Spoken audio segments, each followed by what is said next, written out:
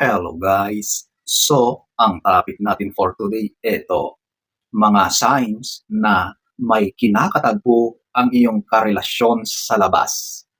So, kung nakaka-relate ka, panoorin mo ito.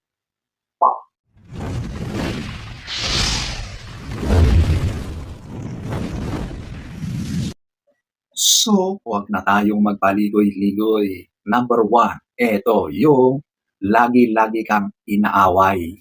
Kung lately ay napapansin mo na parang napakaiksi na ng PC ng karelasyon mo, na lahat na lang ng bagay ay bigla siyang nagagalit at talaga namang galit na humahantong kayo sa sobrang away na. Alam nyo, kapag ang mga ito ay bigla ang pagbabago, may mga dahilan yan.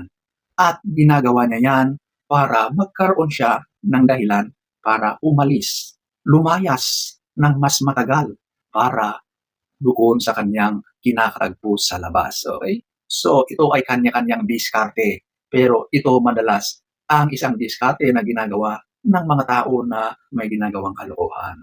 Naggagalit-galitan, talagang nakikipag-away para may dahilan sila na umalis. Number 1.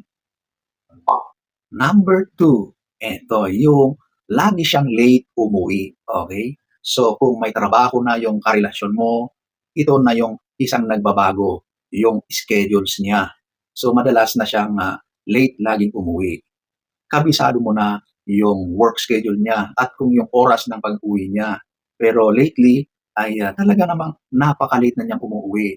So, ang idinadahilan niya madalas ay yung marami na silang ginagawa, nag-o-overtime siya, or maraming ipinapagawa ng boss, kaya nagbago na yung work schedule niya.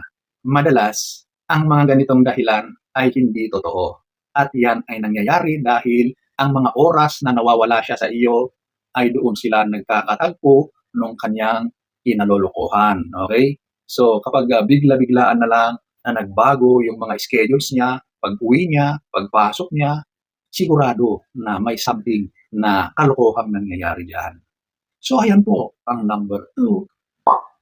Number 3, ito yung hindi ka na sinasabihan ng I love you.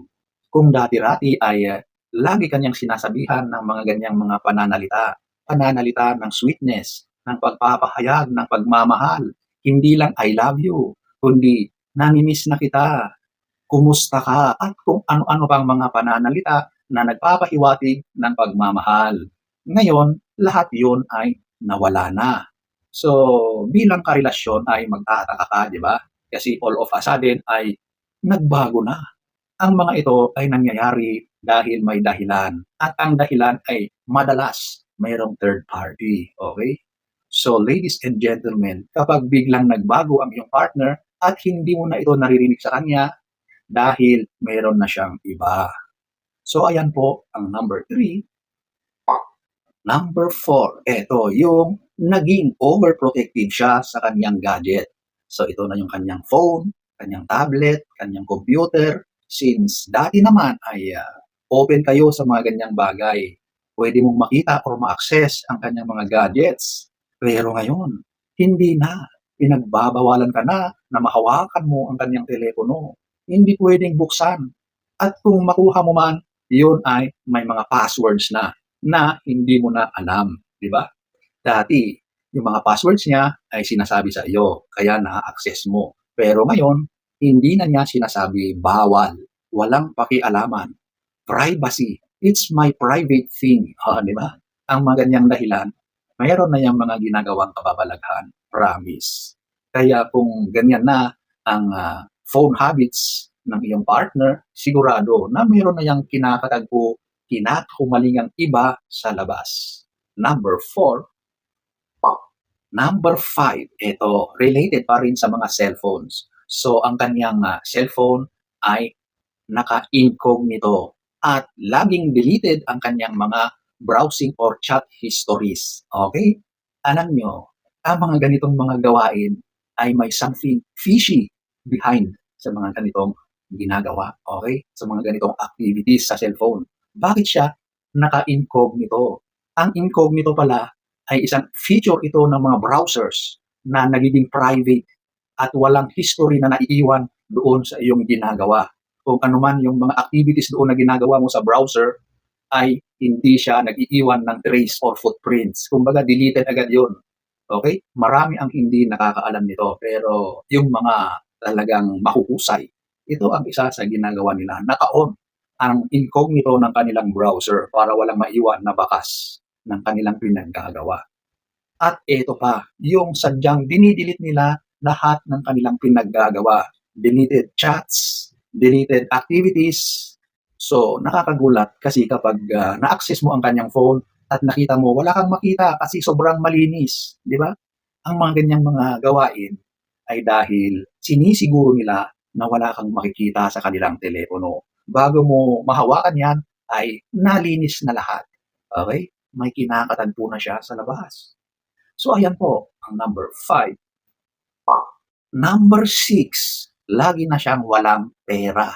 Kung kailan pa siya nagsasabi na lagi siyang nag-overtime, humahaba yung oras ng trabaho niya, sobra na siyang naging masipag, pero sa halip na dumami yung kaperahan niya ay bakit mas lalo siyang nawalan ng pera. Okay? At ito pa, nakikita mo na mas dumarami na yung unexplained na expenses niya. Okay? Na dati naman ay wala, di ba? So ito na ay sign na kaya siya walang pera dahil meron na siyang pinagkakagastusang iba. Okay? So kapag biglang nagbago ang finances ninyo, ang kaperahan ng partner mo na hindi naman niya maipaliwanag kung saan napunta, aba, dahil meron na siyang ibang pinagkakagastusan. So ayan po ang number 6. Number 7, eto yung nadudulas siya sa kanyang mga sinasabi. Minsan, nahuhuli mo na nagkakamali siya ng kanyang mga sinasabi. Lalong-lalo na doon sa tawag niya sa iyo. Di ba? Meron kayong tawagan sa isa't isa. Kung darling, darling. Kung honey, honey. Mahal. Ganon. Ngayon, bigla siyang nadudulas. Minsan, biglang tinatawag ka ng ibang pangalan. Kung ang tawagan niyo ay mahal, bigla kang tatawagin na honey or heart or kung ano-ano pa, di ba? So, nangyayari ito dahil subconsciously ay maaring yon ang kanyang iniisip, ang laman ng kanyang isipan. Kaya pagdating sa iyo, yon ang nabibigkas or accidental na nasasabi ng kanyang bibig. Okay? Ang ganyang pagkakamali ay red flag agad yan. Kasi hindi naman yan magkakamali kung wala siyang ginagawa. Okay? Isang sign yan na meron na talaga siyang iba. Okay? Kapag nagkakamali siya ng mga pagtawag sa iyo. Okay? So, ayan po ang number 7. Number 8, nagbibigay siya ng mga hints na gusto na niyang makipaghiwalay. Okay? So, ito na yung mga pagkakataon na nagpapahiwatig siya na gusto na niyang maghiwalay kayo. Minsan, hindi direkta, pero talagang maramdaman mo na yun ang gusto niyang mangyari. Di ba? Ito yung mga examples, mga pagsasabi na hindi ako deserve sa iyo. Meron mas ibang deserve para sa iyo. Or yung mga gusto ko muna ng space. Or yung sinasabi na mas maganda siguro na mag-cool off muna tayo. O, di ba? At kung ano-ano pang mga sinasabi para lang maghiwalay kayo. Ang mga ganitong mga sinasabi ay talagang ayaw na niya sa iyo.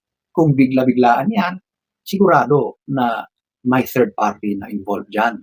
Kaya ka sinasabihan ng ganyan para magkasama na sila. Okay? Ibig sabihin lang na nakahanap na yan ng iba. Number 8.